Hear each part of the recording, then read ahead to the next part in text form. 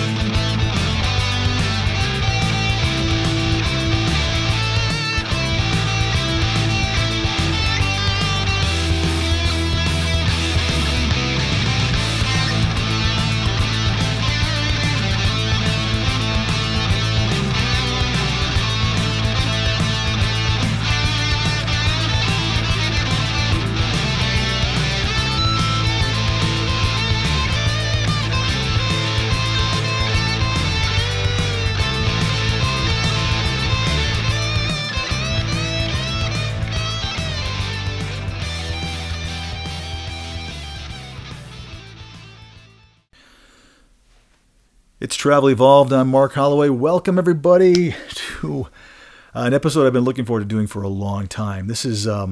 This is the deal. This is the whole thing. This is traveling healthcare, like I say, 101. This could have easily been episode number 1, but I wanted to kind of, again, delve into a few different things, talk about some other issues, kind of, have some fun episodes and get some guests on, that sort of thing. But the reason this episode is so early on, and it is early on, by the way, 26th episode, very early on, is because it's that important. It's a foundation. So please keep listening because this is going to, I think, most of you know this stuff, but we're going to delve into it so deeply that you're going to kind of be blown away by, I hope, a number of things today. Thank you guys so much for subscribing. As always, I'm hoping this is helpful for you. Being told that it is, and that people are enjoying the podcast and the YouTube channel. So that to me, that's awesome. And so thank you for the feedback. I am seeing it more and more being posted out there in different social media saying, you got to check this out. So that tells me we're doing the right thing. And it tells me the conversations, the topics that we're talking about are needed and welcomed. So thank you guys. So as always, I'll tell you to hit that bell on the YouTube channel for those of you watching us. It's that little bell that kind of will tell you. It's actually a little delayed, I know. It's about 12 hours delayed. But once an episode is released, you get a notification that says, hey, there's a new episode. And I think if you subscribe to a podcast, you get notified right away because the podcast that I listen to, I get notified on those pretty quickly. So that's cool. So I'm sorry I'm a little bit late on this week. I did have some surgery last week, so much respect for all of you that work in surgical services and all areas of that department. All's good, but if I look a little rough, feeling a little rough, I have been. So I had it about a week and a day ago, so I'm doing better. But anyway, wanted to, like I say, get this out there. So tried to do it. Matter of fact, had to delay one of our guests because I just couldn't do anything. I think I'm, I don't know, Superman or younger than I am because every time I've ever had surgery, which is only really the second time, I always feel like I can just jump right up and do things. And that's just not the way the body goes. So my surgeon is...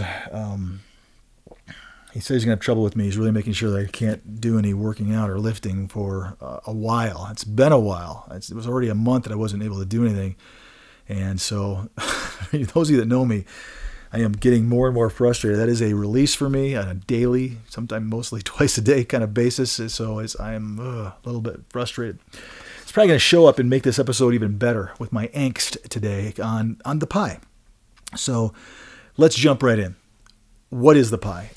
Flat out, the answer to that question is the pie, as I referred to it. It's a pie chart, obviously, I'm referring to. I'm just trying to make this episode and the title a little more fun. But the pie chart is, in fact, that all-inclusive hourly bill rate that us agencies get to bill for every hour in which you, the traveling healthcare professional, are working. That's what the pie is. It is a breakdown then and thereby of that hourly amount to the different slices of who gets what. And so that's what we're going to talk about today. And it's really important because this is all about company margins.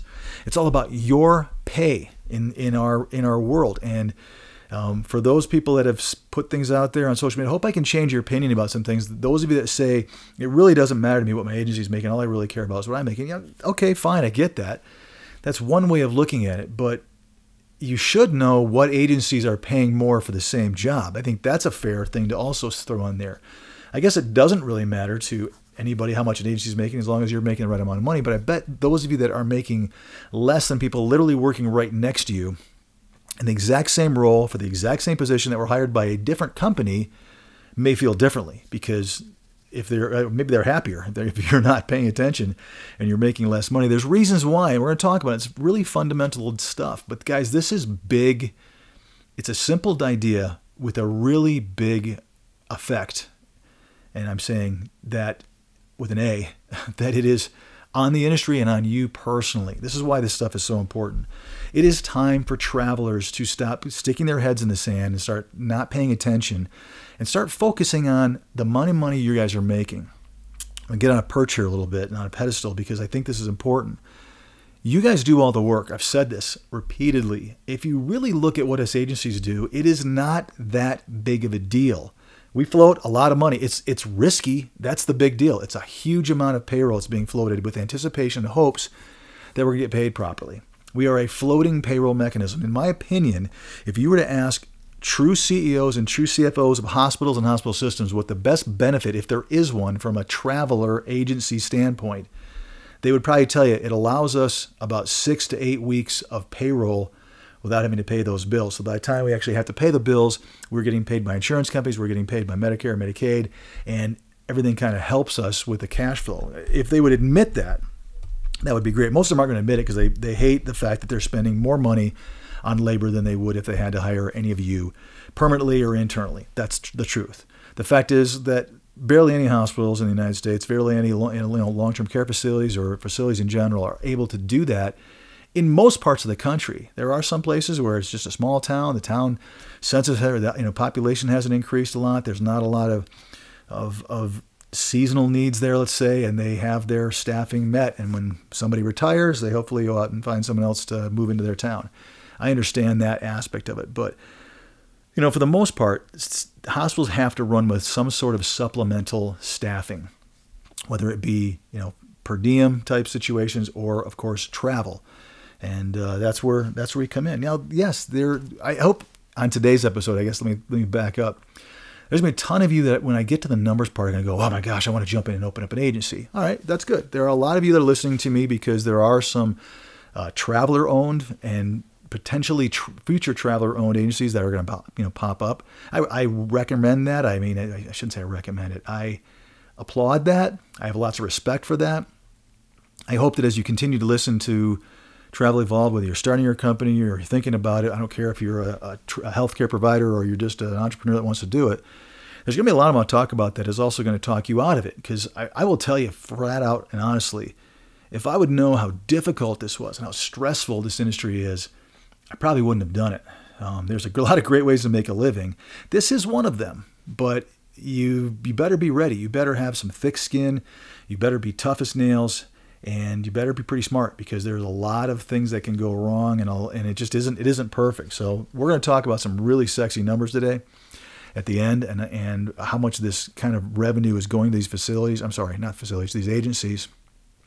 But I want you guys to have a healthy respect for, I think, the risk and how scary and how tough it is to break into it. And many people have reached out to me in the last probably year that have tried or started or thinking about or contemplating having a travel agency and said, man, I got into this and I didn't realize how hard, workman's compensation was. I didn't realize how hard it was to get contracts. I didn't realize how much I had to, gouge travelers. And I was myself one of them in order to be able to make, keep my head above water at the very beginning and that sort of thing. So you got to have a hell of a model. Otherwise, it's difficult. Let's put it that way. So, all right. So it's the all-inclusive bill rate. Again, I'm going to go kind of slow Like I said, I'm not feeling that 100%, and I'm kind of angry about today's episode because this episode makes me mad because it is, in my opinion, the number one thing that is holding our industry back is the way this pie has been divided, the size of these slices. So I want to kind of slow down a little bit and talk about, what does bill rate mean? Like I said, when we are bidding for you guys, when we submit you to facilities, if they're not one that we have a direct and exclusive contract with, and most of us don't have that, we are competing against every other agency out there. So typically what they have is, here's our rate for some of these vendors. And you guys know what vendors are, I'm assuming. They're the ones that are the kind of the middle management groups that handle all these contracts. We're going to talk a lot about that here at length today. But these are the people, these are the way that you see them. You see, right now, I just had some people going in front of some really, really high bill rates. And what we all kind of do is figure out what it is that we need to keep for ourselves. I'm going to be flat out. That's the first piece of the pie that is automatically calculated. Most agencies have a set or a scale in which they want to make certain money. And I've said it repeatedly. I'm going to say it again. A lot of them that have a sliding scale or have some wiggle room there, the recruiter typically makes more money the more the company makes, which means the less that you do. And I know no one likes to hear that. I know I make recruiters mad, but that's the truth. Not every company, but those that have kind of an area or a margin in which they're able to stay into, typically there is a compensatory reward for doing better by the company, which unfortunately means you're the victim of not having it being done better by you. Wow, that's a mouthful, but I think you guys understand what I'm saying. And I have experienced that. I have consulted with companies and been involved with companies that is absolutely the case. So it's real. It's not a sweeping statement. It doesn't mean every company out there does it. My company does not do it that way. But there are a lot of companies that do. Some companies, they have a fixed amount. This is what the rate is. Take it or leave it. I prefer that because it is what it is. But today we're going to talk about what is that amount? What is that slice of the pie that us agencies are getting? It's the most important part of our discussion today. But I want to walk you through what that is. So literally we sign contracts or we bid via usually online or during a submission process when we're submitting you that this is the rate in which we are presenting you to either the facility or to the facility via the vendor management group that is going to take one of the slices of pie away from us. A thin one, but it's a slice. Ends up being pretty lucrative for them. So that's how the bill rate is calculated. That's what the bill rate really is. When we are awarded a contract and you are awarded an assignment, that bill rate then is what we are going to bill for every hour that you're working. Most of these vendors nowadays have it so that we can't bill for the first X amount of hours of orientation. They've basically socked it to the agency, and this is where I'm going to defend this agency, saying that if somebody doesn't do a good job and they're terminated, we're left holding the bag. And so that means that's why they do that. They are tired of doing orientation for what they assume is going to be 13 weeks and having somebody not work out, whether it's personality or clinical ability, and they're mad. So they can't come after you, unfortunately, so they come after the agency, which is one of those costs of goods sold and costs of doing business, really, that stinks for us. It does. I'm just going to tell you guys that. It happens, it seems like in waves. You'll have nothing, and also you have a whole bunch of people that just, and what frustrates me is it's the personality ones. It's when travelers have trouble getting along, or they have certain issues that they want to deal with, or they can't deal with. That's a tough one. It's a frustrating one. And unfortunately, again, you guys know I'm going to talk openly. That's the one that kind of really stinks. It's because we lose the most. And it's like, man, there's nothing you can do about it. I wish that traveler would have been able to get through those 13 weeks and not walk off or be terminated or be fired or have a mutual agreement they're going to be going. That's the one that stinks. But it is, as they say, what it is. That's the all-inclusive pie. It is a bill rate that we're allowed to bill in every hour that you guys work, with the exception of what I just mentioned with the orientation. It is what we're able to bill for each and every hour in which you work. So the first thing that is happening, if it hasn't happened already, it always does. In order for us to be able to quote you a rate, all of us agencies have some sort of a calculation mechanism, whether it's through our software that we're using to be able to see the jobs and be able to present those to you. And it's instantly, some of the small companies, they may have some sort of way to do it. But all of us, make no mistake, don't just arbitrarily quote you a rate. It is based and predicated on the amount of money that we have been mandated by the CEOs and the CFOs of our company that we are allowed to present the candidate with for a payroll package, if you will, or an offer. And this is where the pie is for the most part, there's a lot of these slices, or a couple slices really, that are so arbitrary and so random. This is what drives you guys nuts. You guys are out there seeing the same job posted on social media, let's say, for example, by multiple companies with just a wide array of your slice of the pie, which is your pay package. And you go, why is it? Why is it that there's such a disparagement? Today's episode, this is why. So that's what that is. Now we're going to talk a little bit, and I want to mention a couple of things about that bill rate. That bill rate oftentimes does have some rules attached to it. Like I already mentioned, there are times and oftentimes when we are not able to bill for any hours of orientation for when you get to the facility. That's just like a new wrinkle.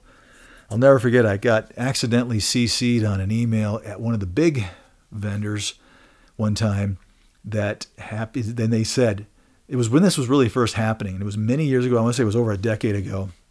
And it was a bunch of us agencies were complaining about this. I want to say it was the first 10 hours of the first week of orientation that weren't being able to be billed. And one of the attorneys for that big vendor said, it's just a way to save the hospital money, and we're putting it right on the agency. It was just black and white, and I think they went, oh my gosh, they just went to everybody.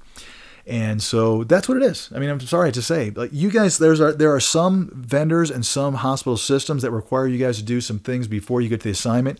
It's the same thing. Nobody wins there. It is a way for, let's be frank, hospitals, facilities to get some pre-orientation, some orientation for free, reduce their risk, if you will, of the process of hiring a traveler to come in with that risk of whether or not he or she's going to work out. I guess we can justify it and talk about it.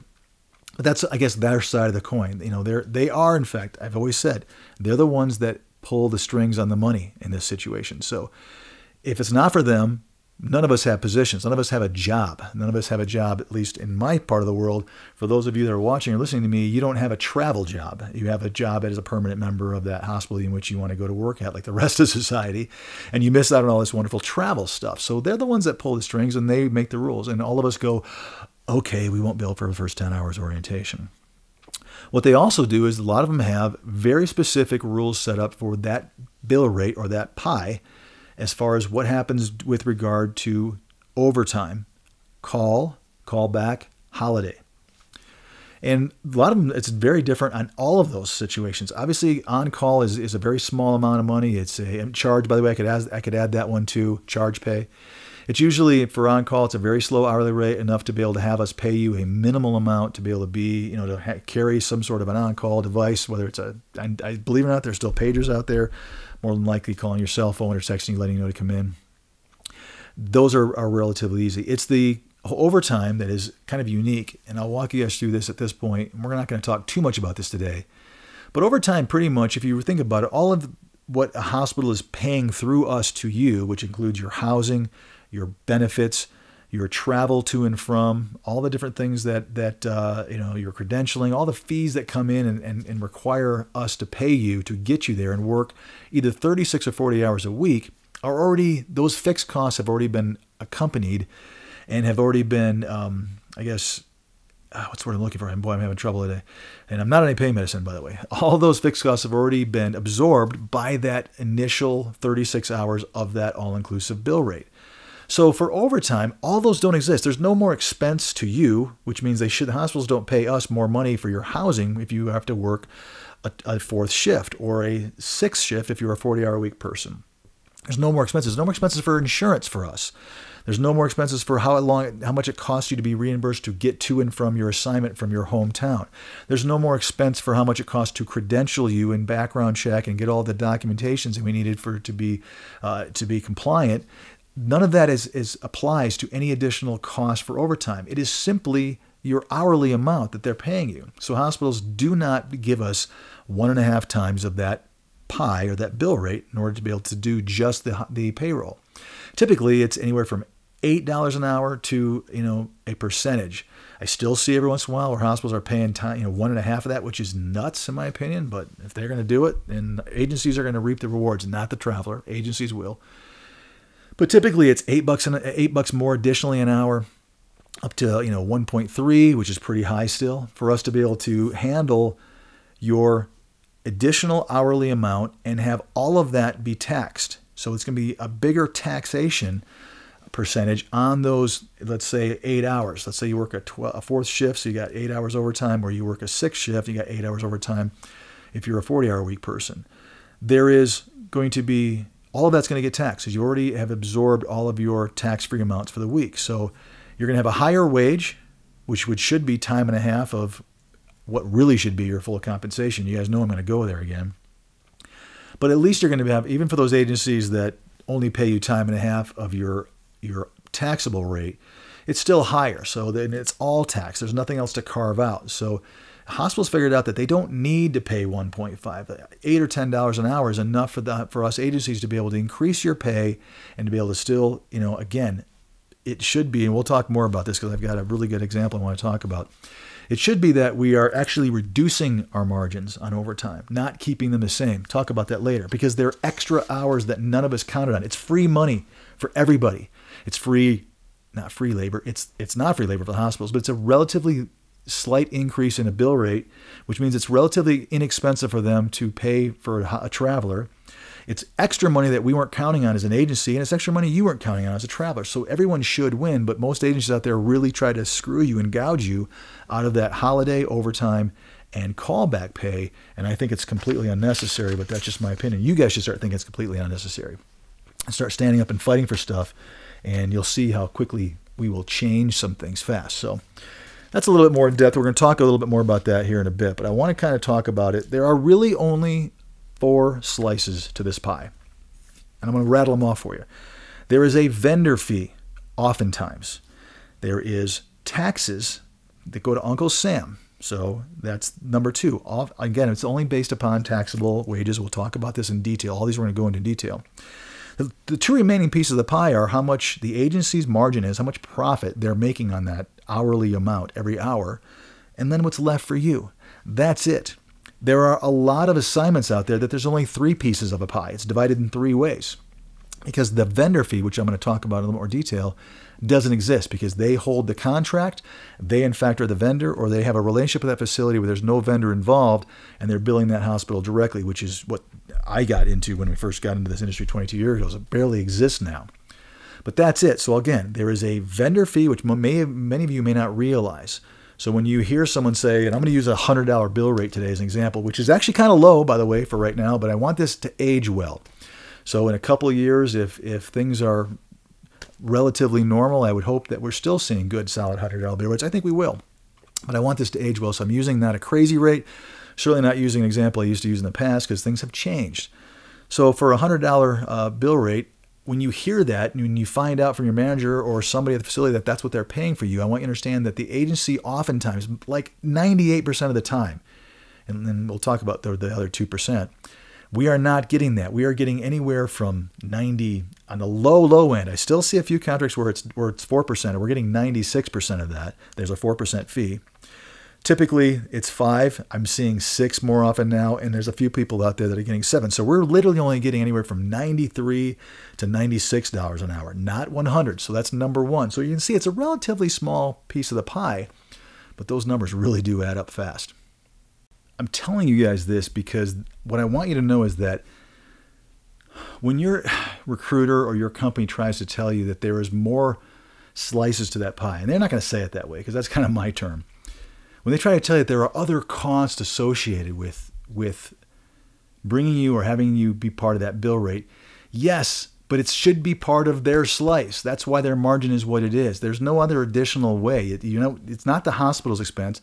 That is an operating expense. Actually, it's a cost of goods sold. So when people are figuring out their margin, when I talk about the average margin, I'm assuming that there are already incorporated costs of goods sold in that margin, which means that it doesn't matter how much it costs an agency to onboard you. It doesn't matter what kind of swag they give you to walk around with their logo on your back.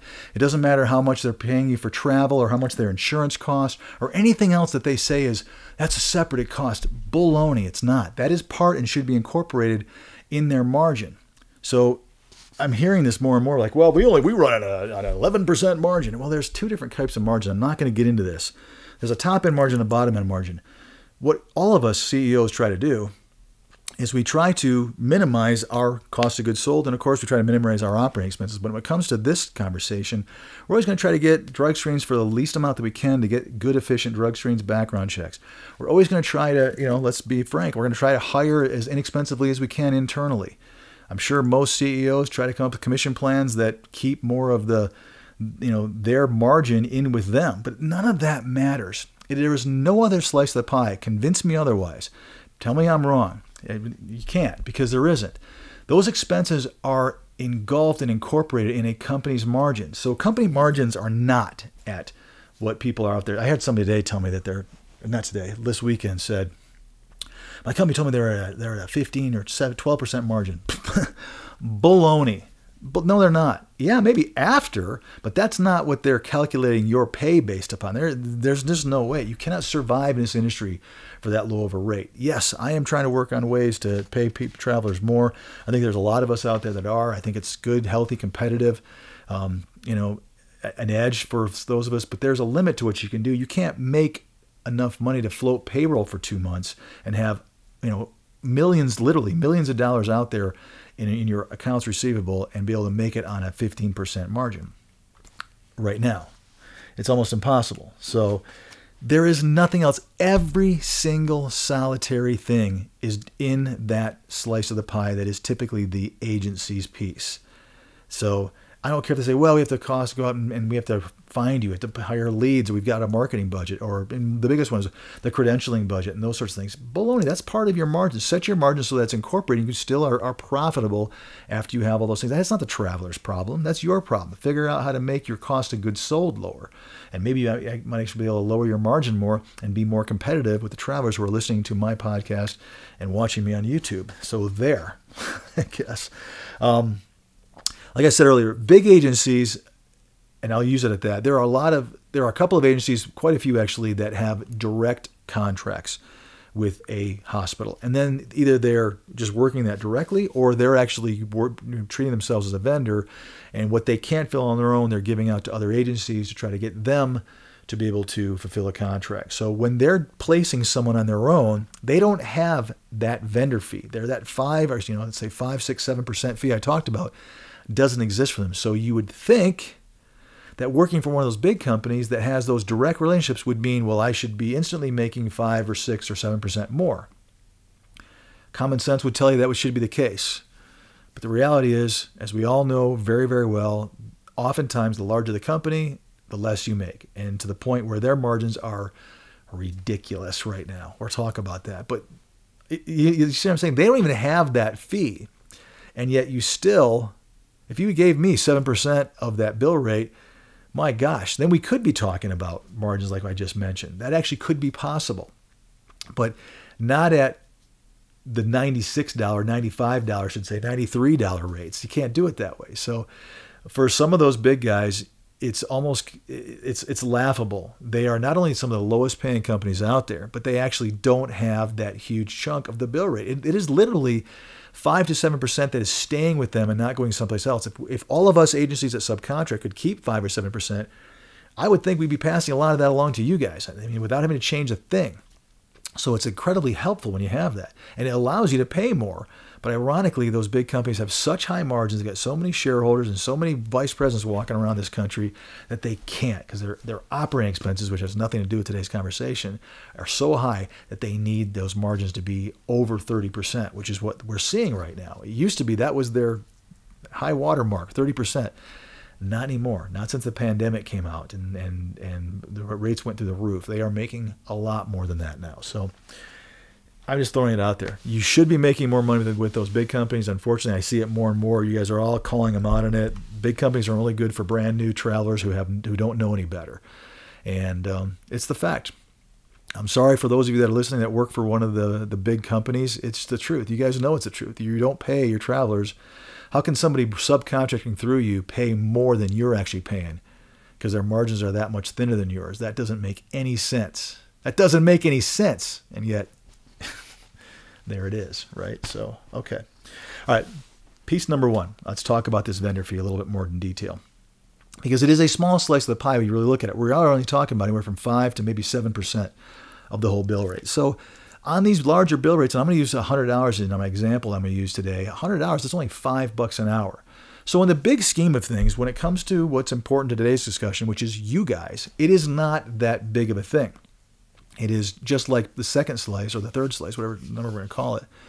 But it is not a huge amount. However, it does add up. I mean, it is a fee that we pay vendors to be able to see their position. So let's talk about what that means. And I may be talking around some things. If you've heard this, I apologize. But what a vendor is we don't just have contracts where we just call up a hospital typically and they say, yes, we'll have you come on board and we'll start emailing you or let you log into our systems. Hospitals don't have travel job openings for allied and for nurses on their platforms. They have to actually go out and find people, or there are people, I should say, that have gone out, developed platforms, developed basically tracking systems that allow them to be able to communicate, for lack of a better word, all of these positions to all of us agencies that contract with them.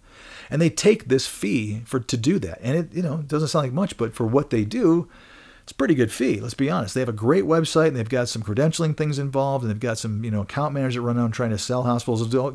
Fire those guys, hire us. That's what their job is all day long. They're just competing against each other, much like us agencies are competing against each other for your business. They're competing against each other for the hospital's business. That's their bread and butter. So they are pulling that amount out before we see it. Typically, the way it works is that we actually don't get to bill the hospital directly. They want to bill their own hospital first, of course, get paid, put that revenue in their bank, and keep their 5 to 7%, and then somehow pay us typically a little bit later, sometimes more than just a little bit later. So it's a really good deal for them. They have zero expense for that. I mean, they've got their internal operating costs, but they don't have a lot of cost of goods sold. They don't have payroll for you guys. So they're getting money for doing very little. I mean, talk about a great situation. They're getting millions and millions of dollars in every day, typically, certainly every week, to be able to turn around and write checks to us agencies to reimburse us for our amount less their fee, which I'm going to talk about, adds up pretty substantially. So that's slice number one. There's not much we can do about that. We either play in their world or we don't play in their world. And we all choose to play in their world because it's a good situation. It's how it is. It does work. Communication works well. We get to see jobs instantly. And it does keep the hospital from having to sit there and literally deal with 300 or 400 of our companies. And I almost mentioned what it was. Which helps them a lot too. So there is a very good, again, much like agencies, I think vendors, they are a necessary part of the cog. And they fulfill their obligation, and whether or not we like their fees or don't like their fees, it's part of the process. So it's the way it is. It's here to stay for a while at least, and I think that there's no getting out of that. And I sign up with them all day, every day. And there's some I like very, very much. Some are more difficult. Some have great reputations. It's things that you guys don't typically see and know, but they have a, much like I'm sure they feel about us, they definitely have a variety of feels about them, so to speak. But you guys really do need to know that when you hear a bill rate, the first thing that most travelers, don't think about when they're sitting there pulling out their calculators on their phones and starting to figure out how much money we're making is they forget to take that chunk out, which is decent. It actually takes, a company that's at a 26% margin would put them at a 34% margin, potentially a 33% margin. That's a big difference when it comes to, how much money they're keeping. And it can make you guys feel that their company's making more money than we are. And I want, just again, to be always as transparent as I always am. I think we're making a lot of money, but it's not quite as much as you think. That's a big difference, by the way. That 5 or 6 or 7%, I'll tell you what that comes to weekly. But if you add that up, it does make the traveler feel that they're getting ripped off if they forget that we're not seeing that. So piece of pie, slice of pie number one. All right, slice of pie number two is also a relatively, it's the second smallest one typically, and that is what goes to Uncle Sam. Obviously, when every dollar that we pay a traveler, there is a payroll tax that we also pay. And again, I've said this before, and I know I don't mean to insult some of you, but obviously we all know that you guys pay payroll taxes yourself, but you may not realize, and some people don't, that us agencies have to pay a tax on paying you. So for every dollar that we pay you, we have to pay X amount more. And it, again, depends upon your tax bracket and how much money you're making. But it's not just a dollar for a dollar. On the very, very low end, we're talking about 8 or 9%, depending upon the county, the city you live in. Obviously, federal, you name it. There are payroll. There's two sides to the taxes. So you guys, for those of you who didn't know that, and I can understand how many of you wouldn't, just like me not understanding what you guys do for a living, it is real. So there is that. This is the other piece of the pie that a lot of the travelers forget about when they're sitting there calculating how much money an agency is making. You have to incorporate that in. The more money you're making as a traveler, the more taxable dollars you have as a traveler, the higher that becomes. So somebody who is, really has a huge payroll, it's not just a straight scale. It does change and ebb and flow. So right now, with some of these amazingly high bill rates and with so little of that percentage being allowed to be taken tax-free because the bill rates are so high, and your compensation is so high, it does affect the payroll. And there's nothing we can do about that. So understand that when you're hearing these gross rates, how big they are, it is predicated basically on taxes that we are already paying. We've already carved out that piece of the pie. We know, most of us are, if you know anything about the industry, you've already carved that out and know when I quote this amount taxable every week, I already know exactly how much I'm going to pay above and beyond that for those payroll taxes before we even can pay you.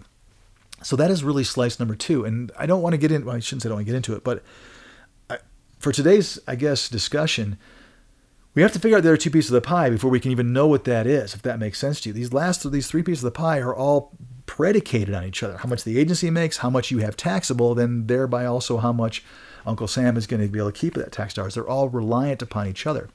But it is a smaller piece of the pie. I mean, literally it can be as low as 8% if you happen to have a lower, a lower acuity and you're not being, your overall gross is less and you're in a high cost. I've seen it where it's actually upside down right now, where your total gross weekly is less than you're actually allowed to take legally by the GSA weekly tax-free.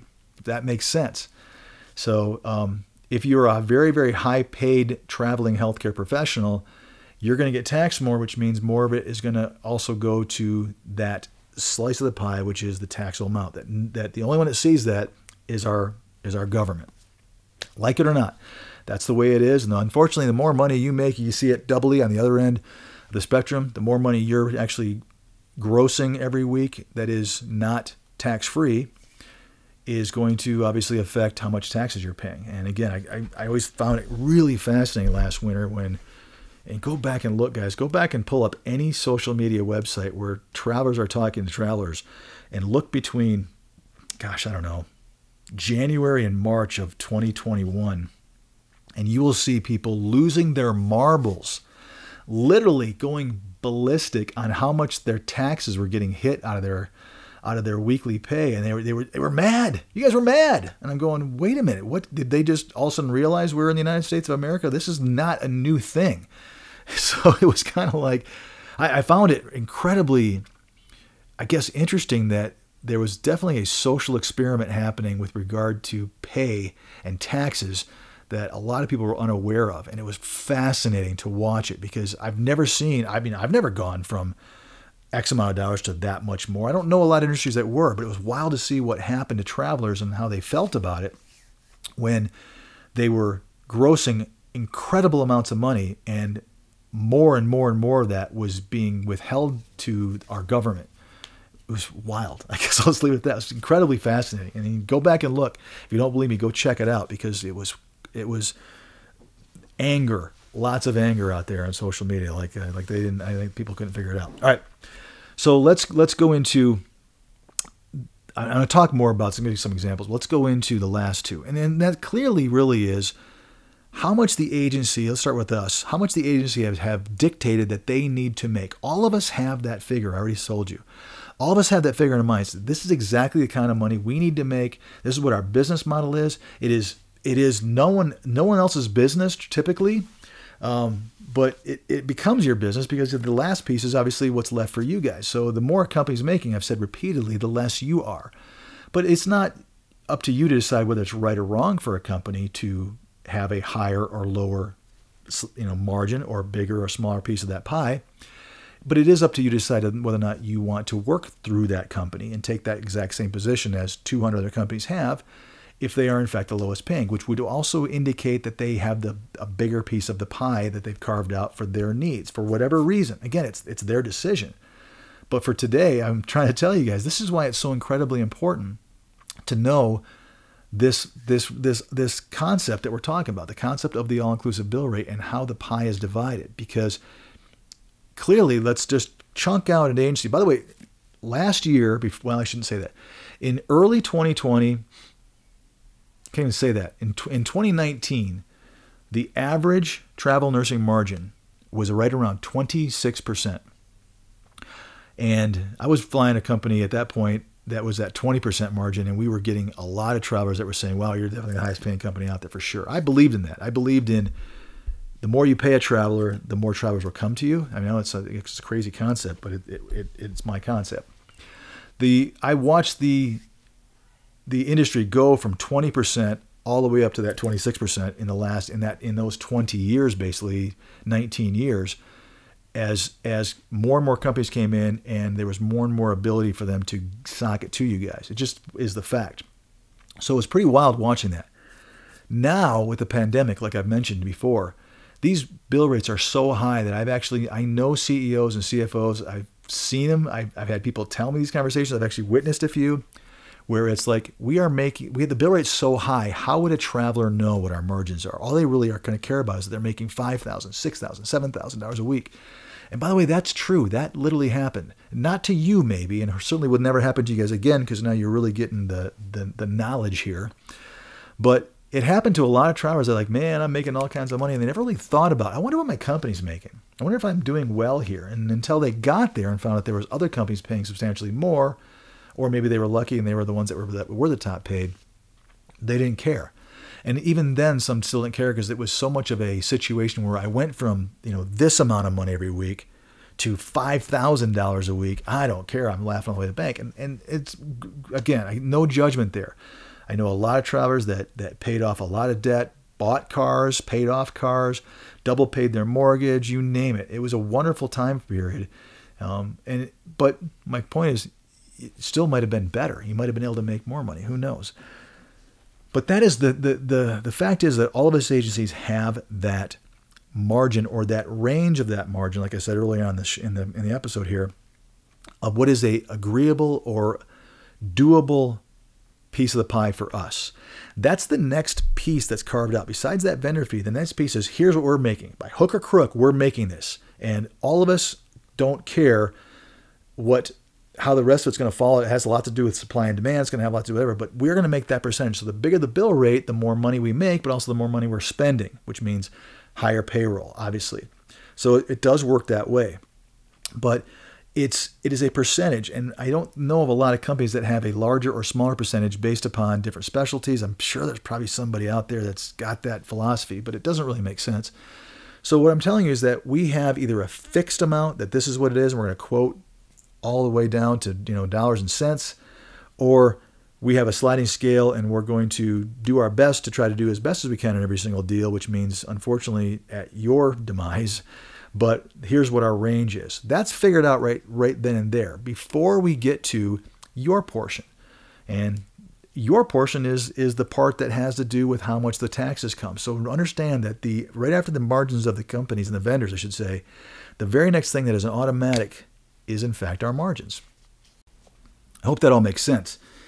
That has to be calculated first, because once we have that, then we can say, all right, now we've got this amount of gross dollars left over for the fourth slice of the pie, which is in fact you. I'm not putting you guys at the bottom, but that's just the way it kind of works, is that here's what's left over. Now, based upon that sliding scale of how much taxable income we're going to pay, it's going to change as we play around with both the taxable and tax-free amount. Sorry, I did in fact leave my phone on. I didn't mean to do that. I try not to do that, but I had something coming in and that's not it, which is good.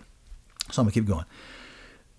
What I was saying was that if we have a bill, let's say we're down to, I don't know, I'll give an example. Let's just say we're down to $75. I'll make it nice and easy. And we have the same for you, and you're going to go to work in Southern California. We got $75. Someone's going to go to work in the middle of Kansas, let's just say. Obviously, the cost of living, the amount of money that we're going to be able to make tax-free in California is going to be higher than it is in Kansas, which means that there will be less tax-free in Kansas, which means more of that $75 will be taxable. In California, let's say you'll have more more tax-free, which means less is going to be taxable, which means your actual take-home well, let's take state taxes out.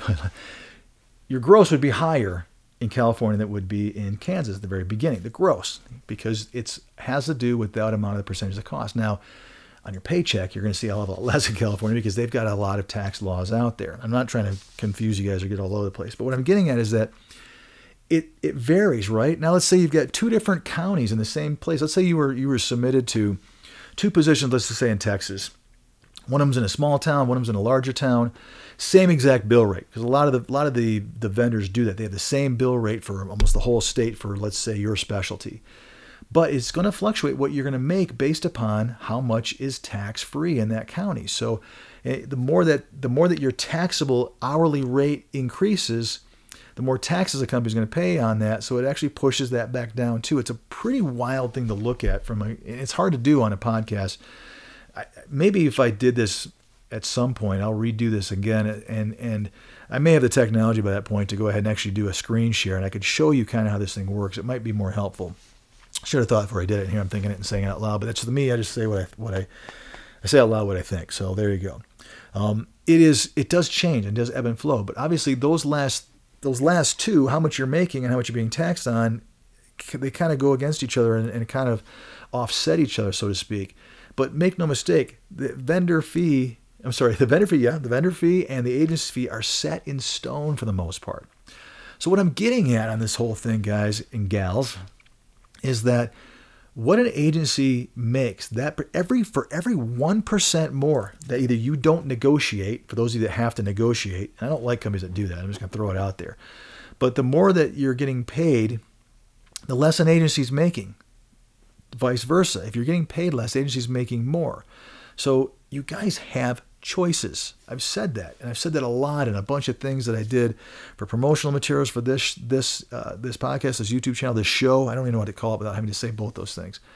I did a lot of things for the team this summer that talk about you guys have choices, and you do. And like I said before repeatedly, you should be shopping around these rates. You should be looking at them. You should be looking at companies that pay more, because it's important right now. And I'm telling you, especially when you get to these big, high-paying, high bill rates, the pie's bigger, right? Which means more is at stake. The slice of the pie, even though the percentage is the same for you, is a bigger slice theoretically. It shouldn't be that the agency is carving out more for them and less for you, just because the pie itself is bigger. I hope that analogy makes sense. I'm picturing this big pie with a thick crust on top. I don't know. I don't even like pies because it's bad for you. All right, I want to do some math for you. I promise this, and I want to show you guys these numbers. What I want to get at here, this is big, big dollars we're talking about. This industry is, well, it's a $24.7 billion a year industry. This is not for the faint of heart. This is big boy, big girl stuff. Huge, and it had an 8% increase last year, which actually surprised me that was not as large as it was. I thought it'd be bigger than that. But the stats came out, had an 8% increase, which is wild, but I guess 8% is a lot, but I felt like we all probably did. It probably felt like it was a lot more of an increase than that as far as the overall revenue that was coming in. $24.7 billion. I think I wrote that down. Yep. Got that right. That's a lot of money. That is a huge sect of our business and economy in the United States. Healthcare has always been big, but traveling healthcare, $24.7 billion in 2020. That's a lot of dough.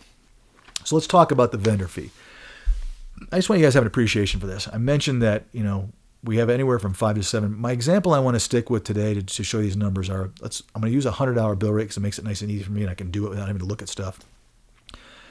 If you took 5% of every hour you work, that's only $5 an hour that goes to that vendor for having that website and having that communication tool.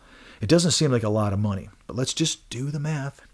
That $5 on a 36-hour assignment, 36-hour per week assignment, it comes to $2,340 that vendor is getting of the pie, which unfortunately means it's not going to you. It's also not going to us. It's not going to Uncle Sam. It's going to a vendor. It's going to that 4 slice. It's significant. On a 40-hour work week, that comes to $2,600 every week. I'm sorry, not every week. I'm doing that wrong. For that assignment. So $2,340 for the course of the assignment. They're making $2,340 to $2,600. Oftentimes more if you work more overtime, you work more hours than just the minimal. They're making more money. That's relatively significant. If you multiplied that by a year, that would mean that you're earning that vendor $9,360 to obviously $10,400 a year that they are making for having you work through whatever agency through them. They're making over let's just say an average of $10,000 a year on every single solitary traveler at a 5% margin on a $100 bill rate. Obviously, there's lots of lower bill rates. There's also a lot of higher bill rates. I saw a $210 one the other day. So it's a sliding scale. But we're not talking about a small amount of money. Just so you know, for a vendor that handles 1,000 travelers on average, which is kind of a small number, we're talking about, obviously you multiply that by 1,000, you're going to get anywhere from $9.3 million to, over $10 million, $10,600,000 for 1,000 people that work for them at any given point. Most of these vendors have more than 1,000 people. Most of these vendors have $6,000, 7,000 jobs available at any given point. It's really hard to know exactly how many they have working for them, but I can tell you most of them that are of any size, the big ones, have over 1,000 people working for them. So we're talking about companies that produce revenues of over, let's say $10 million a year, and their operating expenses are what? Salaries for their internal people, salaries for, unless they're kicking back to the hospital, which I don't think they are, it's pretty good business, like I said earlier on. This is not small dollars. This is a huge, huge revenue stream. For those of you that want to get an agency, you may want to go with this route because you have very little risk once you go and become a competitor of vendors, because it is, and now I just lost all my vendors because they're mad. But it's the truth. It's a very lucrative business with incredibly low risk, but it is hard to break into. You've got to really hit that pavement. You got to make those calls and get people over there. But these guys compete against each other all the time. I've watched companies go from literally calling me every week with 3 guys running a company 20 years ago to being incorporated by a big company now and them definitely having more than 1,000 travelers, making millions and millions of dollars a year. It can happen that quick. But I've also seen companies that have been around just as long that literally probably have, 25% of that, maybe even less than that working for them. So it really comes down to how successful they are and where they're going. But the nice thing for them is it is a huge revenue stream. All right. Let me keep going because I want to kind of walk you guys through these numbers. So let's just say that this means that we as an agency have $95 left hourly for that bill rate. Now I want to walk you through these margins and why I think it's so darned important. I put some notes down there because I didn't want to have to pull a calculator out while I'm doing the podcast and the YouTube channel. The show, got to start saying it that way. I want to show you the difference between what now, by the way, I said 26% was the average margin that most agencies were hitting to before the pandemic. I'm just going to be nice and say it's at 28%. I do know it's more. I can't really tell you yet because I'm doing a little bit of research, but most people aren't going to tell me. I'm doing it based upon what I'm seeing for all of you that send me your deals and want me to walk you through. I'm seeing an average of higher than 28%. I'm seeing really close to 30 for even the little guys now. I can't imagine what the big guys are at, but they're publicly traded. You can figure it out pretty quickly. But I'm going to use 28% as an example today. So here's how it would work, a breakdown of a $100 bill rate. I'm going to use some examples. So if you got a pen and paper out, follow along with me if you want to. On a 28% margin, if you look at 28% of $95, that would mean that the agency is going to get $26.60 an hour for every hour that you work on a 28% margin. That's not small. That's a big amount of money. Okay. I'm going to do some examples and say that we're going to make some assumptions. I'm going to say that I pulled up an example of a town. I'm going to say that the daily housing was 140, which I can't remember what town it was. It doesn't really matter. But and the meals and incidentals were $61 a day. In that example, if you did the math on that and you had that as your tax-free amount for your compensation and your total gross, what was left over of that pie, in this case, again, it's a sliding scale for Uncle Sam, and what's left. Here's what the deal would be on a 28% margin. You would get roughly that 140 a day, multiply that by 7. You get $61 a day, multiply that by 7 for your meals and incidentals. You would make $22.30 taxable. And I did this based upon an assumption that we were talking about that you were going to get taxed 20% on your taxable income. Did I say that fast enough or slow enough? On that $22.30 an hour, I multiplied that times 52 by 36. and then by 52 and came up with roughly around a $50,000 a year taxable income, which is what that comes to. And I've calculated, again, just using some rough numbers here, that would give you about a 20% tax bracket, which means 20% of that's going to go to Uncle Sam. That may be high, maybe low, I don't know. But it is what I use. So in that case, your gross wouldn't have an effect of it, but your gross, would a little bit. It would be $22.09 a week. Not bad. I mean, it's but it's not great, in my opinion. A $100 bill rate, if that tax was that high and you had that little coming out, on an agency at 20% margin, they would be making $934.44 a week. Let's do the same example. And the only reason I'm using this example, I'm not trying to say if it's good or bad, but I'm just saying that's a 28% margin for an agency. That's a lot. If you took the exact same figures, $100 bill rate, you had $140 for your housing, you had $61 a day for meals and incidentals, you drop that down to a 20% margin for the company, it changes to being it's only $28.25 a week, which takes your taxable income up by almost $6 an hour. Everything else stays the same. You're going to pay taxes on that.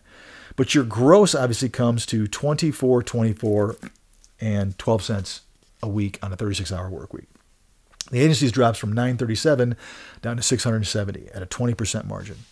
The difference, by the way, is only $214.27. We're talking about a switch from an agency making that $214.27 a week on you to you now making it.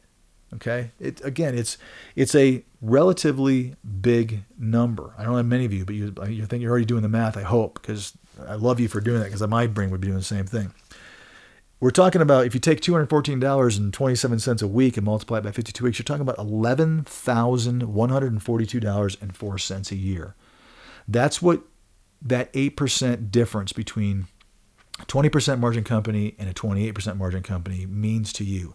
11 grand. Last time I checked, that's almost $1,000 a week of income from one company over another. And some of you are telling me, I don't care what my company's making. It's not important to me. Yes, it is. It's incredibly important to you. It should be, because we're talking about big bucks here, right? Again, it's 11 grand a year. By the way, working side by side. Now, forget about for those big companies that are higher than that, you could maybe double that. I doubt it. Maybe they haven't gotten that greedy, but it's more than that. Let's just say it's $15,000 a year.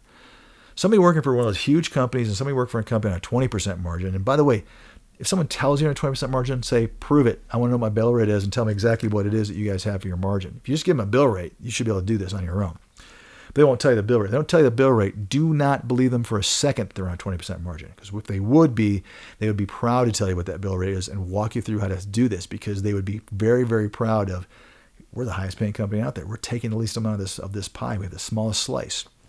So make them put their money where their mouth is. Don't just say, my company told me they're a 20% margin, and believe them, because they're probably not being honest. All right, so here's what we're talking about. For an agency that has 1,000 travelers, and there's not that many out there. We're talking about, multiply that by 1,000, you're talking about over $11 million a year. Difference, not profit, guys. I'm not saying they're making $11 million. The difference between a 20% margin and a 28% margin for 1,000 travelers is $11 million more a year of free money for that agency to operate under that has that higher margin, if they're able to convince you to take an assignment at that lower rate or higher margin for them. I hope that makes sense. It's not how much they're making, it's the difference in what they're making. So when you wonder why these big, huge companies have such small margins, this is why. Now, let me do it more reasonable. An average agency's been around for any time. I just average. An average, privately owned travel company, let's just say, has 200 travelers working for them. I think that's pretty average. If you do that math, we're still talking about $2.2 million a year more that they would make if they had a 28% margin over a 20% margin for doing the exact same amount of work, having 200 travelers working for them over the course of a year. That drops directly from their top end down to their bottom line, their bottom end, before they come out with their operating expenses. Hopefully they shouldn't have any more need for any more additional operating expenses, because there's nothing associated with that cost. It's simply how much money they're making on every single deal.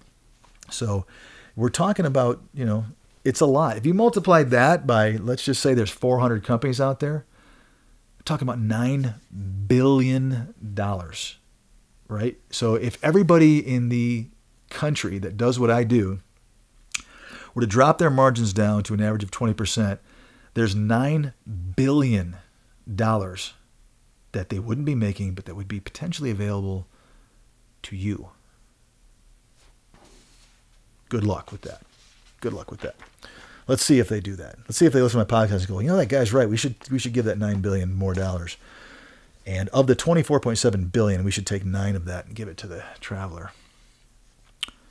Interesting stuff, guys. I hope you guys get this. This is important, and it's pretty fundamental. I don't know how you're going to use this, but it's important to understand how it is that we calculate your rates. And that's really what today was really about. It's a bill rate or a pie. It's carved out in some slices, and the two that are pretty definitive are a vendor fee, if there is one, and how much money we want to make. And then what's left goes to Uncle Sam and you based upon how much you're making first and foremost, and how much of that becomes taxable, and obviously what's tax-free. And it all kind of breaks down to your total compensation. And you start coupling that with being paid properly for hours 36 to 40 and not just the taxable amount, being paid properly for overtime callback and holiday pay at true time and a half of your full compensation, not just the taxable chunk of it. This is where there's a lot of hidden dollars. And again, if you start multiplying this stuff out by the number of travelers working for different companies and how many travelers are out there, it's significant. There is a huge amount of money to be made if you would like to try to be on this side of the desk. But you got to play with the big guns, and it's not easy. And there's a lot of revenue to claim, and a lot of things you have to adhere to. What I hear most often, I think, by former or current travelers that try to start an agency is they quickly lose their friends because they realize that they can't just give them everything, because there are real costs and reasons why a margin at least should be 20% or somewhere around there, because of the amount of money it costs to be able to pay you guys weekly and to have that sit in your accounts receivables, how much it costs to run a company, between insurance, which is huge, and payroll and staff, and to get you working and get you on board, and to sell you to go to work for our company or the other 357 other companies that are out there. There's a lot to this. It's not quite as simple as you think. It isn't like, I'm going to start a company and I'm going to pay my travelers all this money. They're all going to come running to me. What more often than not happens is that happens for the first 3 or 4, and then all of a sudden reality kicks in and you've got to start to increase your margins, and you can't do a 10 or 15% margin.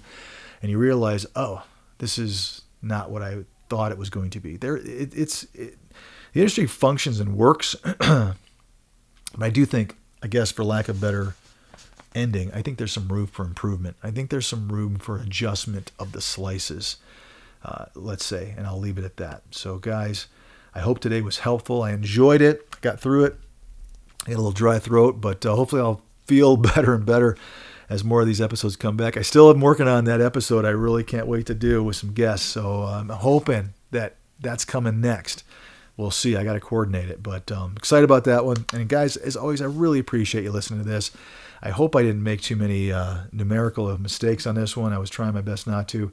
I hope I didn't misspeak on some of the stuff, but go back and listen to it. Please share this episode with your friends. I hope this becomes our #1 episode. Company Margins is kicking it. So it tells me where you guys want to go. And I appreciate you guys as always. Thank you so much for watching. Thank you so much for listening. I'll catch you next time on Travel Evolved.